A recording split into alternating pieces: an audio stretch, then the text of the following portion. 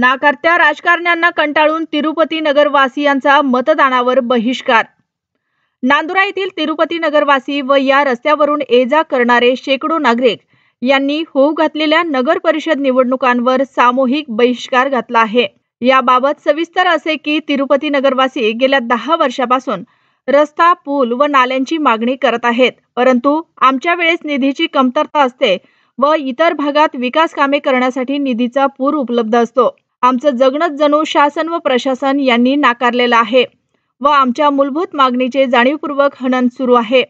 आमच्याकडे नाल्या नाहीत, यामुळे आम्ही वापरलेले संडास बाथरूमचे घाण पाणी काहींचे रस्त्यावर तर काहींचे शोष खड्ड्यात जाते आणि तेच पाणी आमच्या विहिरीमध्ये पाझरून ते घाण पाणी आम्हाला काढून परत प्यावे लागते। तसेच पावसाळ्यात चिखल होतो व शाळेत जाणाऱ्या विद्यार्थ्यांची व आम्हा सर्वांची गैरसोय होते। याबाबत 2015 पासून आम्ही लोकशाही मार्गाने अनेक निवेदने व आंदोलने केली, परंतु आम्हाला फक्त खोटी व लेखी आश्वासनेच मिळाली, हे दुर्दैव आहे। म्हणून या गलिच्छ राजकारणाला कंटाळून आम्ही तिरुपती नगरवासियांनी सर्वानुमते होऊ घातलेल्या नगर परिषद निवडणूक मतदानावर बहिष्कार टाकण्याचा सामूहिक निर्णय घेतला आहे, असे पत्र स्थानिक रहिवासी असलेल्या नागरिकांनी निवडणूक अधिकारी, तहसीलदार व नगर परिषद मुख्याधिकारी यांच्या सुरू असलेल्या नगर परिषद निवडणुकीच्या पत्रकार परिषद जाऊन पत्रकार परिषद अर्ध्यावर थांबवून दिले। यावेळी तिरुपती नगर येथील संतप्त महिलांनी चांगलाच गदारोळ केला। एक मतदान करत नाही।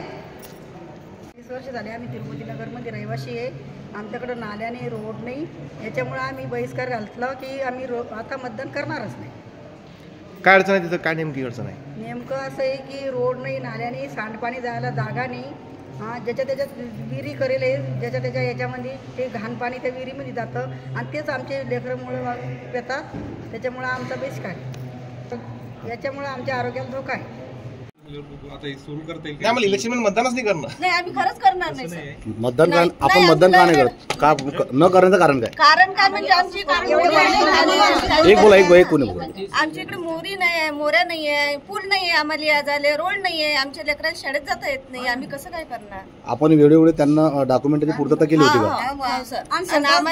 संडाससाठी काही नाल्या वगैरे पाहिजे की नाही ते पण आम्ही स्वतः सांडपाणी जर कधी सोडलं तर लेकराला मच्छर गिच्छराचा काही त्रास आहे की नाही? विहिरीत होतो तेच पाणी आणि आम्ही सर्व शेतकरी वर्ग आहे, आम्ही काही असं सुशिक्षित लोक नाहीये की चला बा काहीतरी आहे म्हणून सांगा। तिथं नगरसेवक 2 होते का? 2 नगरसेवक होते ना? तर तिथं कोण कोण नगरसेवक होते? पर्वत फोन होते आणि एक